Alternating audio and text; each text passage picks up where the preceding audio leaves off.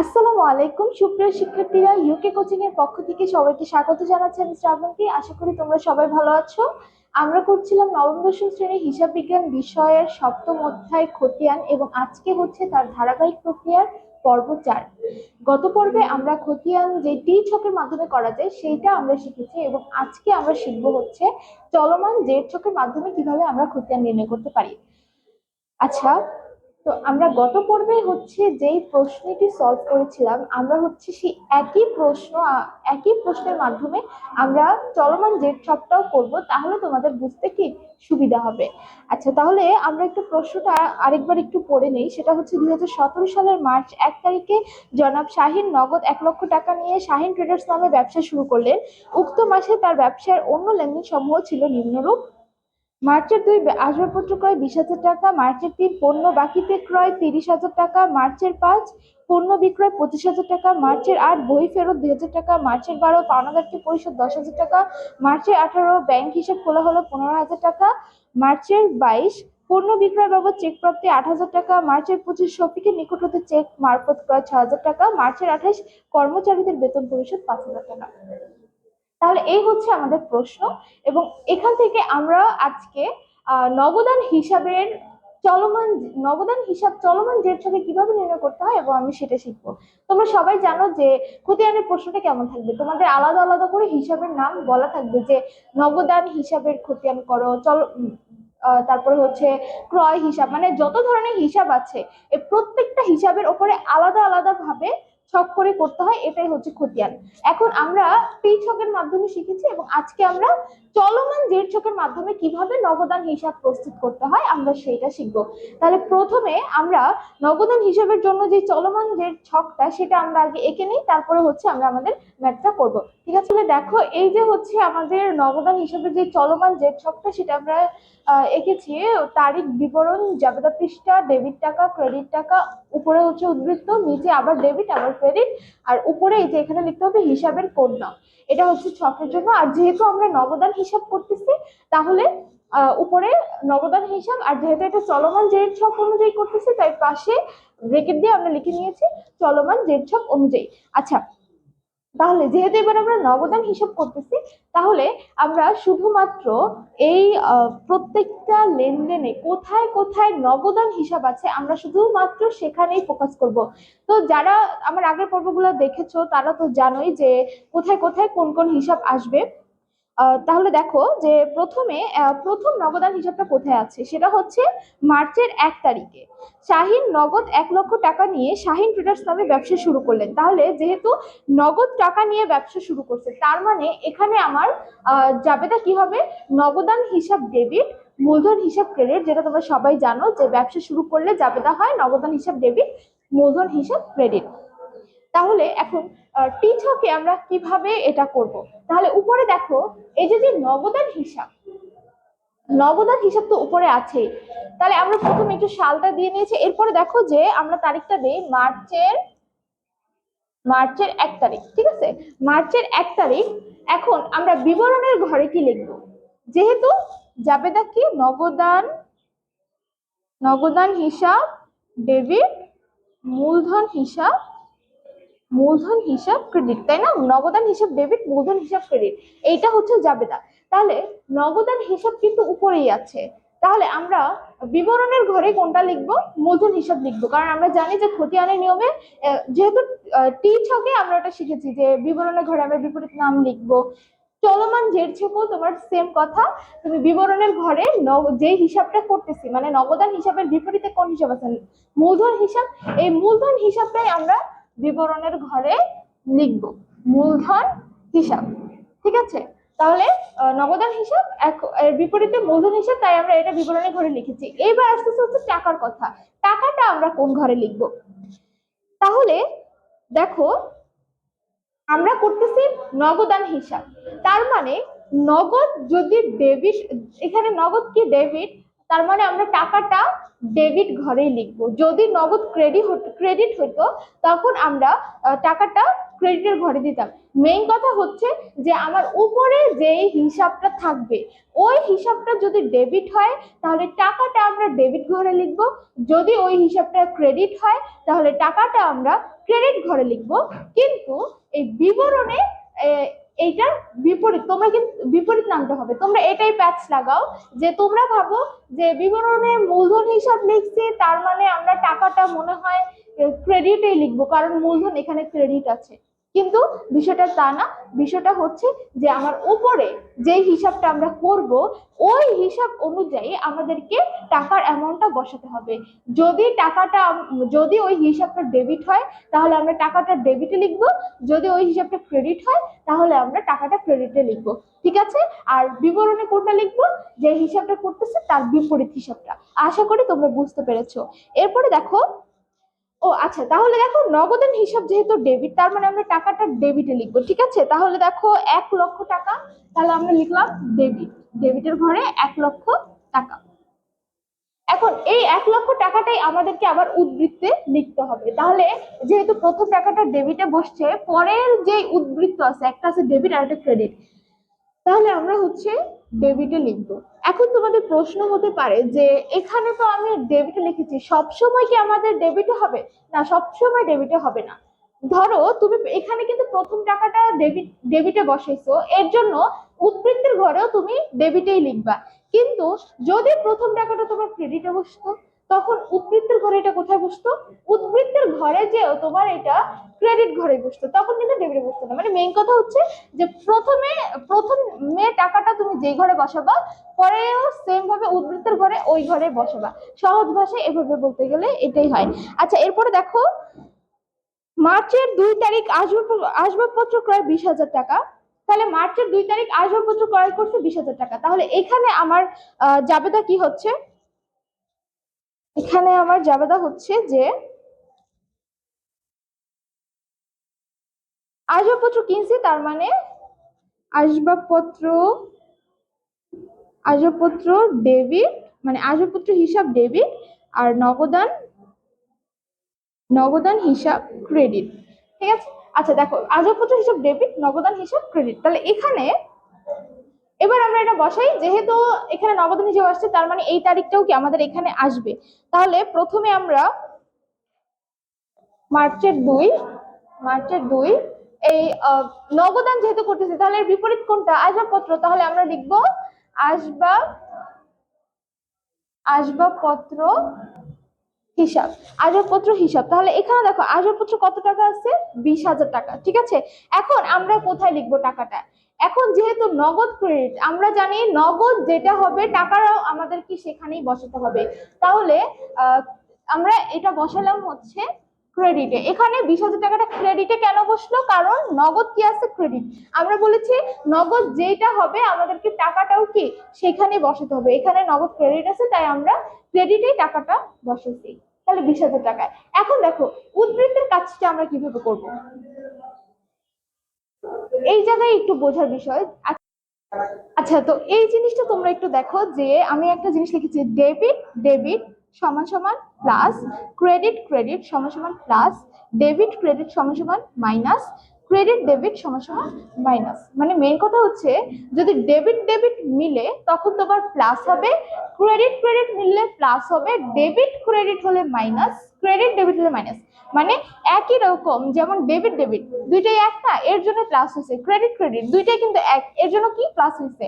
যখন debit credit আলাদা হয়ে যাবে তখন কি হবে? মাইনাস হবে, ক্রেডিট ডেবিট হলেও মাইনাস হবে। এই চারটা জিনিস চলমান জেড ছক করার জন্য তোমাদেরকে মনে রাখতে হবে। আচ্ছা, এখন দেখো এবার এটা আমরা কিভাবে কাজে লাগাবো এটা তোমাদের এখন বুঝাবো। যখন তুমি সেকেন্ড লাইন থেকে উদ্বৃত্তটা নির্ণয় করবা, প্রথম লাইনে কিন্তু আমার কাজ করার কিছু ছিল না, তাই যা ছিল তাই আমরা বসাইছি 1,00,000 1,00,000। এর আগে তো আমার কোনো কাজ নাই। প্রথম লাইন যেমন আছে তেমন আমরা একটু আগে যেভাবে বুঝাইছি ওভাবে তোমরা লিখবা। সেকেন্ড লাইন থেকে তোমার কাজ শুরু হবে। সেকেন্ড লাইন থেকে তোমাকে উদ্বৃত্ত নির্ণয় করার সময় তোমাকে প্লাস মাইনাস করে উদ্বৃত্তটা নামাতে হবে। তাহলে এখন দেখো এটা কিন্তু আমাদের সেকেন্ড লাইন, তাই না? তাহলে এবার আমরা উদ্বৃত্তটা কিভাবে নামাবো? এই যে দেখো আমার আগের ঘরের টাকাটা কত আছে? ডেবিটে 1,00,000 টাকা আছে, তাই না? আগের ঘরে হচ্ছে ডেবিটের 1 লক্ষ টাকা, আর এবার পরে পরের ঘরে ক্রেডিটে আছে 20,000 টাকা। তাহলে এবার কি মিললো? আগের ঘরের ডেবিট, পরের ঘরের ক্রেডিট, তাই না?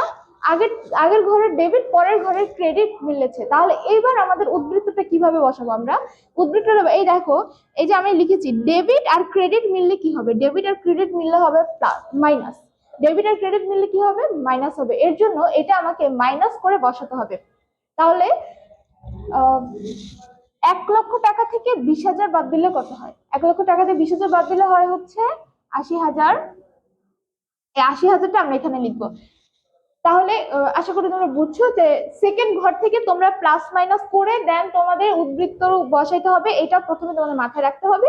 এরপরে সেকেন্ড লাইন থেকে তোমরা যখন দেখবা যে ডেবিট ক্রেডিট মিলছে তখন তোমরা মাইনাস করবা, আর সমজাতীয় মানে এক জাতীয় হলে ডেবিট ডেবিট ক্রেডিট ক্রেডিট হলে তখন তোমরা কি করবা? প্লাস করবা। আশা করি তোমরা বুঝতে পারছো। এবার 80,000 বসালাম। ও আরেকটা কথা তোমাদের কোশ্চেন থাকতে পারে যে এই 80,000টা আমরা এখানে কেন বসালাম, 80,000টা আমরা এখানে কেন বসালাম না? এটা হচ্ছে সহজ কথা বলতে গেলে যে প্রথমে তুমি টাকাটা যে ঘরে বসাবো উদ্বৃত্তের ঘরে, যেমন প্রথমে আমি টাকাটা ডেবিটে বসাইছি, এর জন্য পরের যত টাকা আছে সব আমরা ডেবিটে কি বসাবো। ঠিক আছে, প্রথম ঘরে যে টাকাটা এই ঘরে বসছে, পরের টাকাগুলো কি আমার সেম এই ঘরেই বসবে। আচ্ছা, এবার আমরা পরের তারিখটা করি। পরে বলছে যে মার্চের 3 পণ্য বাকিতে ক্রয় 30,000 টাকা। পণ্য বাকিতে ক্রয় এইটা কিন্তু আমাদের জাবেদা করলে কি হয় যে ক্রয় হিসাব ডেবিট, পাওনাদার হিসাব ক্রেডিট। এখানে কিন্তু আমাদের নগদান হিসাব আসে নাই। যেহেতু নগদান হিসাব আসে নাই, তার মানে এটাও কি আমাদের এই অঙ্কের মধ্যে কি আসবে না। এরপরে মার্চের 5 তারিখ পণ্য বিক্রয় 25,000 টাকা। মার্চের 5 তারিখ পণ্য বিক্রয় 25,000 টাকা। তাহলে এইটার জাবেদা করলে কি হয় যে নগদান হিসাব ডেবিট, বিক্রয় হিসাব ক্রেডিট। নগদান হিসাব ডেবিট, বিক্রয় হিসাব ক্রেডিট, এইটার জাবেদা করলে আমাদের এটা হয়। তাহলে যেহেতু এখানে নগদান হিসাব আসছে, তার মানে এই লেনদেনটা আমাদের এখানে আসবে। তাহলে আমরা লিখি মার্চের 5 তারিখ। তাহলে এটার বিপরীত নাম কোনটা আছে? বিক্রয় হিসাব। তাহলে আমরা লিখলাম বিক্রয় হিসাব। তাহলে বিক্রয় হিসাব। এবার আমরা টাকাটা কোথায় লিখবো? তাহলে দেখো তো, নগদ কি ডেবিট না? তার মানে আমরা টাকাটা কোথায় বসাবো? ডেবিটে বসাবো। তাহলে আমরা লিখি ডেবিটে 25,000 টাকা। 25,000 টাকা বসালাম, যেহেতু নগদ ডেবিট তাই আমরা টাকাটাকে 25,000 বসাইছি। এইবার আমাদের উদ্বৃত্ত করতে হবে। তাহলে উদ্বৃত্তের লাস্টের অ্যামাউন্ট কত ছিল? 80,000 টাকা না? ডেবিটের 80,000 টাকা উদ্বৃত্ত ছিল। তাহলে এবার দেখো, ডেবিটের 80,000 আবার ডেবিটের 25,000, এই 20,000-এর কিন্তু আর কাজ নাই। এই 1 লাখের সাথে 20,000 করেই কিন্তু তোমার লাস্ট অ্যামাউন্ট 80,000 আসছে। ঠিক আছে, তাহলে এই 20,000-এর দিকে এখন আমাদের আর ফোকাস হবে না। আমাদের ফোকাস হবে লাস্ট উদ্বৃত্তের টাকাটা কত আছে। লাস্ট উদ্বৃত্তের টাকাটা আছে হচ্ছে 80,000 টাকা। এই 80,000 থেকে আমাকে আবার কাজটা শুরু করতে হবে। তাহলে এখন লাস্টে 80,000 আর এখানে নতুন আসছে কে? 25,000। তাহলে ডেবিটের 80,000 আর ডেবিটের 25,000। তাহলে ডেবিট ডেবিট মিললো। ডেবিট ডেবিট মিললে কি হয়? ডেবিট ডেবিট মিললে হয় প্লাস। তার মানে আমাদেরকে বুঝতে হবে যে 80,000 আর 25,000 এই দুইটা আমাদেরকে কি করতে হবে? যোগ করতে হবে। ঠিক আছে, তাহলে 80,000 আর 25,000 এখন আমরা যোগ করব। তাহলে 80,000 আর 25,000 যোগ করলে কত হয়? 1,05,000। আমরা তাহলে 1,05,000 লিখবো। তাহলে এখন আমরা এই 1,05,000টা কোথায় লিখবো? এই ডেবিটে লিখবো নাকি ক্রেডিটে লিখবো? অবশ্যই ডেবিটে লিখবো, কারণ আমি তোমাদের আগেই বলছি যে প্রথম টাকা এই 1 লাখ আমাদের ডেবিটে বসছে, তার মানে পরের টাকাগুলো আমার কি ডেবিটেই বসবে। তাহলে 80,000 আর 25,000 যোগ করলে আমরা লিখলাম হচ্ছে 1,05,000। শেষ। এবার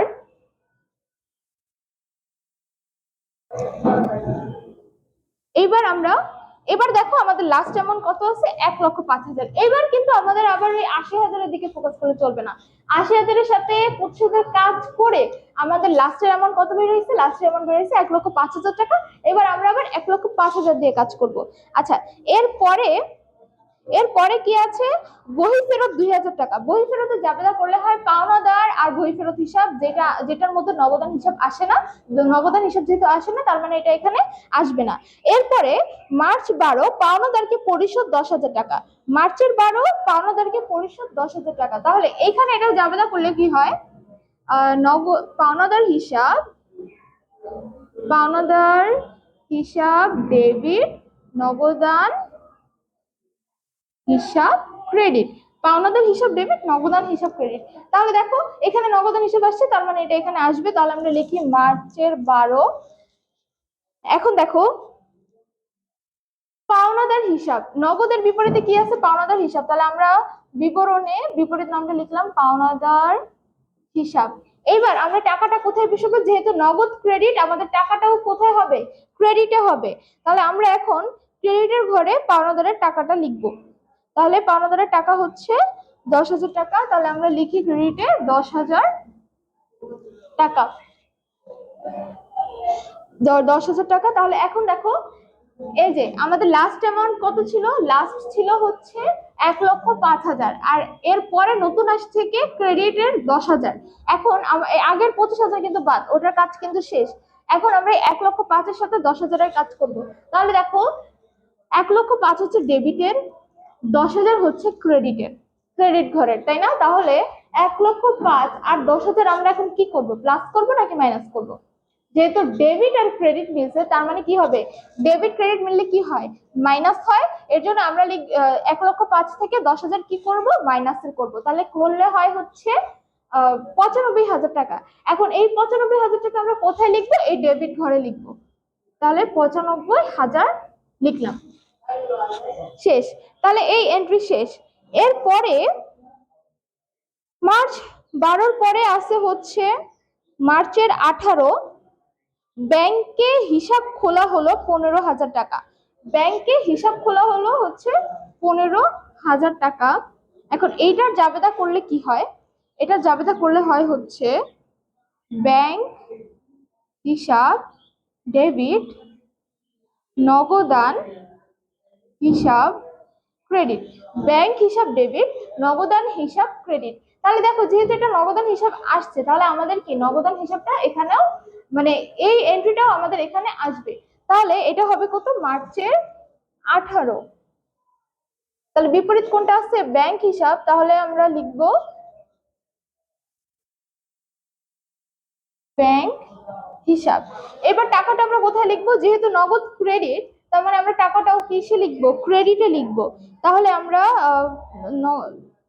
টাকাটা লিখি, পাওনাদারের টাকাটা হচ্ছে কত, 15,000, সরি পাওনাদার না তো, ব্যাংকে হিসাব খোলা হলো 15,000 টাকা।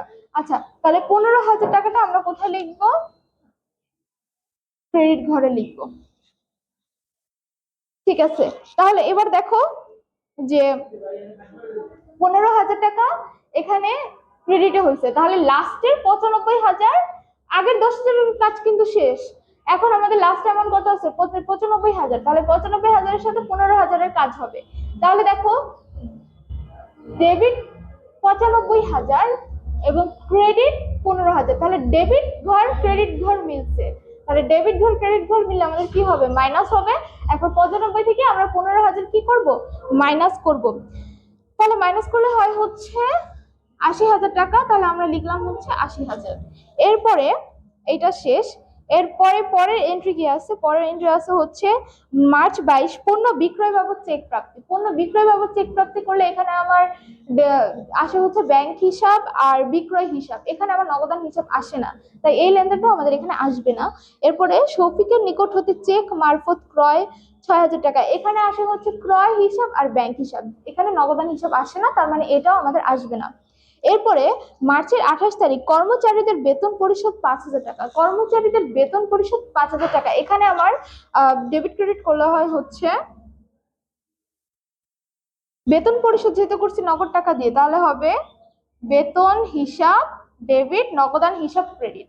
মার্চের 28 তারিখ, তার মানে যেহেতু এখানে নগদান হিসাব আসছে, তাই আমরা নগদান হিসাবটা লিখতেছি। তাহলে নগদান হিসাবে বিপরীতে কোন নামটা আছে, বেতন হিসাব। তাহলে আমরা লিখলাম বেতন হিসাব। বেতন হিসাব। এবার আমাদের টাকাটা আমরা কোথায় লিখবো? যেহেতু নগদ ক্রেডিট, আবারও আমাদের টাকাটা কিসে হবে? ক্রেডিটে হবে 5,000 টাকা। তাহলে আমরা ক্রেডিটের 5,000 টাকাটা লিখি 5,000। তাহলে দেখো, আগের 80,000 আর এইবার নতুন আসছে কত? 5,000। তাহলে এই দুটোর সাথে কাজ হবে, তাহলে ডেবিট ক্রেডিট মিললো, তাহলে আবারও আমাদের কি করতে হবে? মাইনাস করতে হবে। তাহলে 80,000 থেকে 5,000 বাদ দিলে হয় 75,000। আচ্ছা, এরপরে যেহেতু আমাদের আর কোনো লেনদেন নেই, তাহলে আমাদের নগদান হিসাবের ম্যাথ আমাদের এখানেই শেষ। নগদান হিসাবের ম্যাথ এখানে শেষ। এই এই যে 75,000, এই 75,000ই হচ্ছে আমাদের অ্যান্সার। ঠিক আছে, তাহলে এখানে আমাদের আর কোনো জেড টানতে হবে না, ব্যালেন্স সিডিভিডি নির্ণয় করতে হবে না, কিচ্ছু করতে হবে না। তোমাদের চলমান জেড ছকটা জাস্ট এভাবে করতে হবে। প্রথমে তোমরা যদি যে হিসাব করতে বলে ওই হিসাবটা কোন কোন লেনদেনে আছে সেইটা দেখে তোমাদের হচ্ছে পুরো ম্যাথটা করতে হবে। ঠিক আছে, আচ্ছা, তাহলে আশা করি তোমরা অঙ্কটা বুঝতে পেরেছো। আর চলমান জেড ছক করার জন্য এটা অবশ্যই তোমরা মনে রাখবা যে ডেবিট ডেবিট মিললে প্লাস হবে, ক্রেডিট ক্রেডিট মিললে প্লাস হবে, debit credit minus, credit debit minus.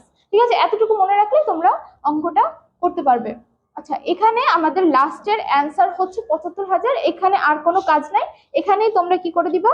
লাস্টে ঘর ক্লোজ করে দিবা, লাইক এরকম। এই যে আমরা ঘর ক্লোজ করে দিলাম, এই 75,000ই আমাদের অ্যান্সার। চলমান জেড থেকে আমাদের এভাবে কি অ্যান্সারটা রাখতে হবে। আচ্ছা, ইনশাল্লাহ আজকে আমরা হচ্ছে এই নবদান হিসাবে চলমান জেড ছকটা দেখলাম। ইনশাল্লাহ পরবর্তী ক্লাসে এই এই অঙ্ক থেকে আরো কিছু হিসাবের আমরা চলমান জেড ছক করবো, যাতে চলমান জেড ছকের কনসেপ্টটা তোমাদের ক্লিয়ার হয়ে যায়। তো সেই পর্যন্ত তোমরা ভালো থাকো, সুস্থ থাকো, আল্লাহ হাফেজ।